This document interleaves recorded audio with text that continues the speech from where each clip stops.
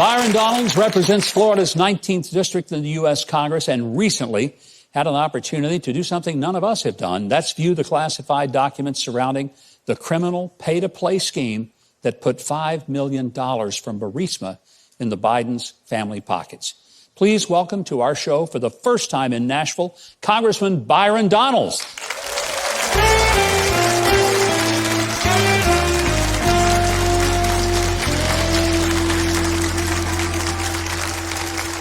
I'd say, Congressman, there's been quite a lot going on this week, and you saw something we didn't see, and that's that Form 1023. What can you tell us from having been on the Oversight Committee, which has now become maybe the most important committee in Congress? What is it that you saw that makes you think there's something here? Well, the first thing that I saw, and this is more process than anything else, the FBI had us review an unclassified document in a classified secure facility in the Capitol. So let this sink in. The only way members of the Oversight Committee could see this document is that we had to go into the SCIF to read a document that the FBI says is not classified. The top of the document says unclassified report. That's number one. Yeah. Number two, it's very clear that the confidential human source has direct interactions with several people in the orbit of the Burisma executive, contact, whoever, and that has very granular details. The first detail is that the Burisma exec or Burisma person, they refer to Hunter Biden as an idiot several times. They say he's stupid, but we have to have him in because he's the conduit to Joe Biden. They say in the document that that there was a reference of, I think the confidential human source goes, well, maybe you should stay away from the Bidens. Maybe you should go somewhere else. Okay, go somewhere else. Go do it another different way. And the Burisma exec's like, no, this is the best way we think to do it. The money essentially has already gone, and that it's moving through several accounts that would take investigators 10 years to find out how it got to Joe Biden. At the end of the day, it's a pay-for-play scheme because they needed Joe Biden in his position as then vice president to put pressure on the Ukrainian government to fire the prosecutor that was looking into Burisma. And yet this week, Donald Trump is being indicted because he had some papers at Mar-a-Lago. Joe Biden had papers next to his Corvette in his garage, and even Mike Pence, a good guy, had some papers at his house. Donald Trump's indicted for that. What are we supposed to take from that? Hunter Biden's now been under investigation for 5-6 years. So this investigation is taking forever to come to a conclusion. Meanwhile, with these documents, they started doing this investigation 7 months ago. They've been moving at warp speed in this investigation. But when it comes to the Biden family, it's a slow creep and a slow grind over years. That's the problem, I think, that the American people are really seeing here, is that they're saying with Hunter Biden and the laptop, which they had, by the way, the FBI had this information about this from their confidential informant with Burisma. They've had this information now for 7 years. 7 years. For people who have not read the Durham report, the Durham report is crystal clear that there are elements of the FBI and the Department of Justice who pick and choose when they want to investigate, how aggressive they choose to investigate. And it is beyond a shadow of a doubt that with respect to Donald Trump, they are choosing to be overly aggressive in their investigation, in so much as in front of the grand jury, having attorneys testify to divulge attorney-client privilege between them and Donald Trump. I'm just stunned that there's not an outrage. Nobody in the media is upset about this. I mean, the only people I see really worked up are guys like you and James Comer, the chairman of the Oversight Committee, and the people who have been elected by the people to look over this stuff. Well, look, the media is in the tank. Let's be perfectly clear. They want the radical Democrat agenda to pass. I was in D.C. My oldest son was with my youngest son. They went to the urgent care because he had a fever.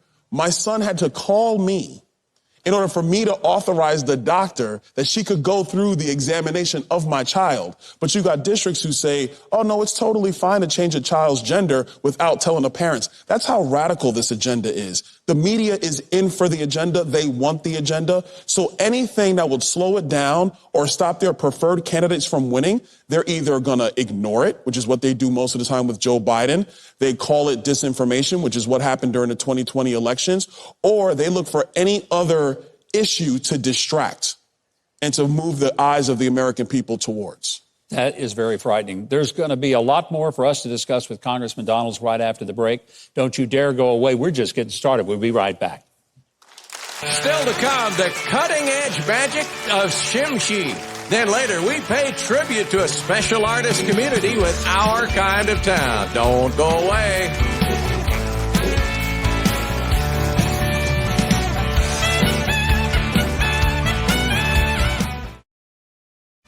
Go to MikeHuckabee.com and sign up for his free newsletter and follow @GovMikeHuckabee on Twitter.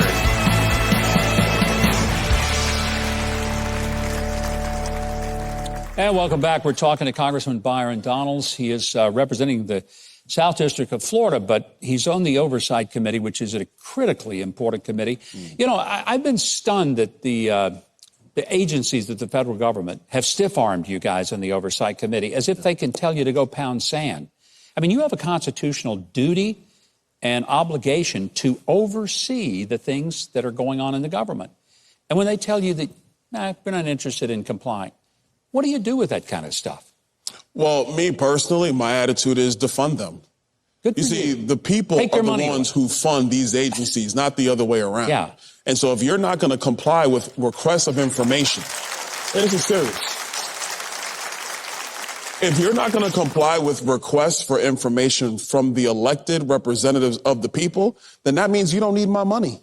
Good Like, for I keep you. this stuff real simple, I man. like I'm that. a city kid. I'm from Brooklyn, Yeah. New York.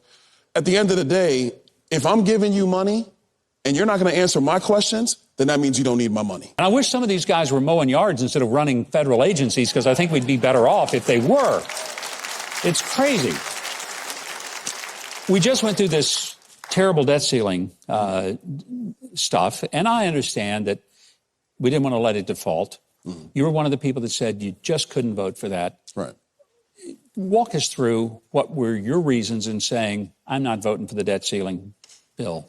Well, for me, it's very simple. The debt ceiling bill will allow for the United States to be another $4 trillion in debt on top of the $32 trillion we already have.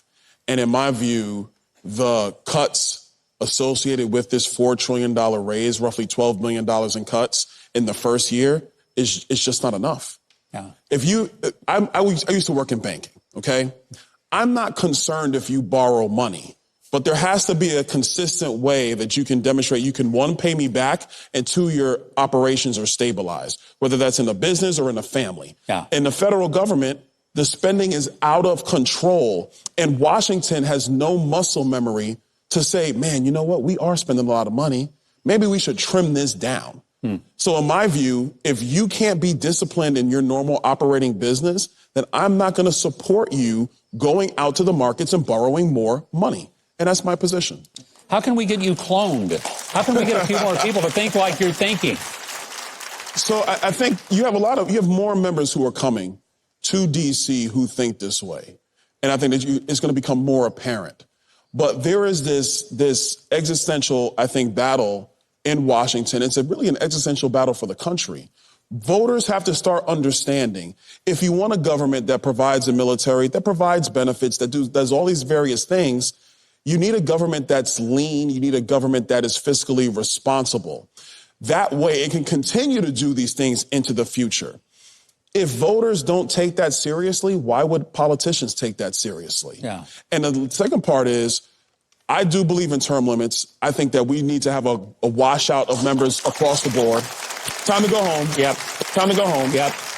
We're now at a point where our fiscal problems are really going to start to impel our nation's operations. In 10 years, under Joe Biden's plan, interest on the debt will be the number one line item of all things we spend money on. Bigger than Medicare, bigger than Social Security, bigger than our military. interest on the debt. The fact that anybody thinks that makes sense is just beyond me. Well, I totally agree. But again, what Joe Biden did is he abused separation of powers. This student loan bailout is unconstitutional. He did not come to Congress.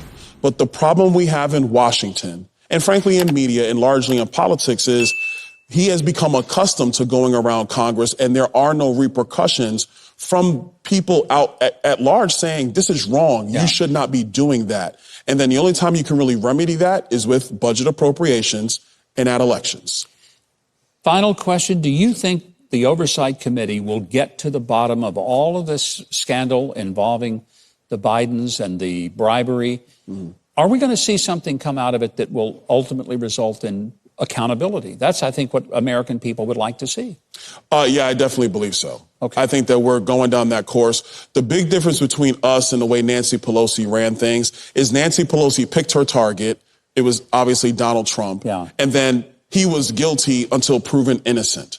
What we're doing is we're going through the process of getting the actual evidence and presenting that to the American people and actually building our case. And then when the case is made, it'll either be members of Congress through our actions, or it'll be the American people in the next presidential election who will render that verdict. At the end of the day, we are a body of, by, and for the people. The people are going to have to choose which way they want our government to go. My hope is that they choose the right way. I sure hope so, and I hope you're a big part of it because you are one of the most articulate and thoughtful people I think we've got in the Congress. I hope more people like you show up and get elected. It is an honor to have you here. Thank you for coming and joining us on the show, and I look forward to many other conversations with you on that very couch. Please come back. Absolutely. Congressman Byron Donalds. Now, for our audience, if you want to follow the congressman on social media, we have all the links to him, both officially and to his campaign, at Huckabee.tv.